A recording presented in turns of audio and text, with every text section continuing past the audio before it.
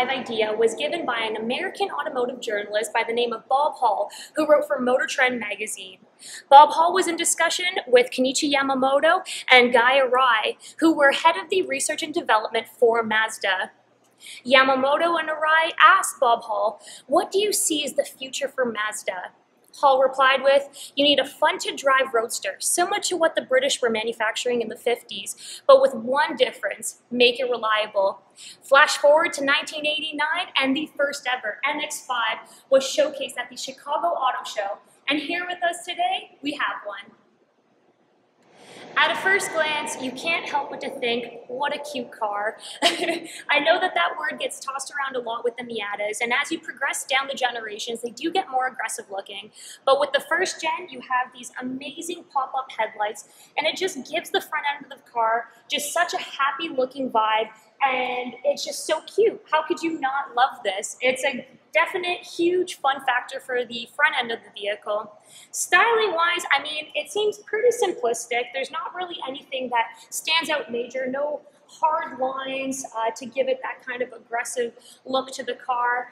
But it's simple, it's cute, it looks fun, and it looks like a classic car. I'm a huge classic car lover, and this just looks like such a fun classic. Sitting inside the first gen MX-5, you can't help but to feel that it's just everything a classic car screams. Simplicity, but it has all of your basic necessities.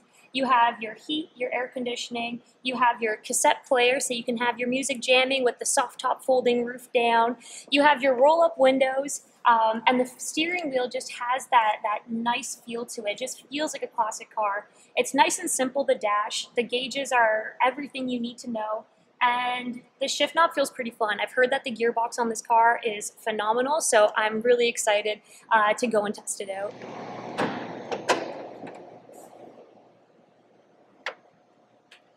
Underneath the hood of the first gen MX-5, we have a 1.6 liter engine, naturally aspirated, pushing 115 horsepower and 99 foot-pounds of torque. That engine is mated to a 5-speed manual transmission where the power is being sent to the rear end. This car also weighs roughly 2,200 pounds.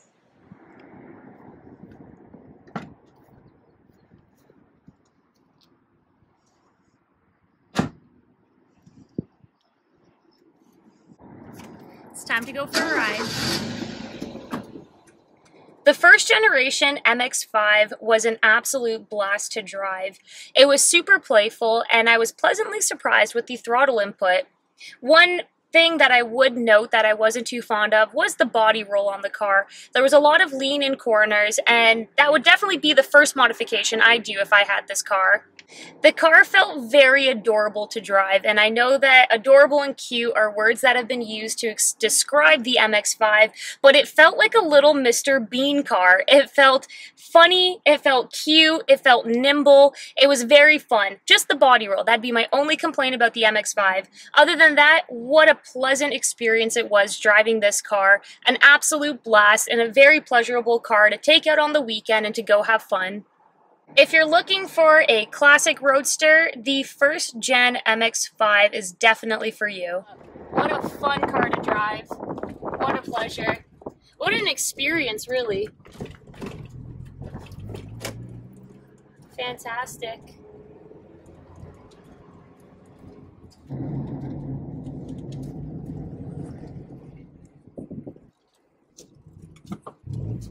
Coming into this, I had a feeling that the first gen and the very last gen were going to be my favorite.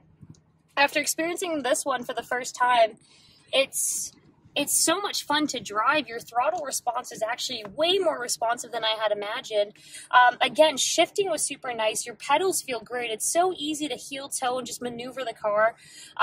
Again, a little bit of body roll, which to be expected. It's not any type of performance suspension on the car.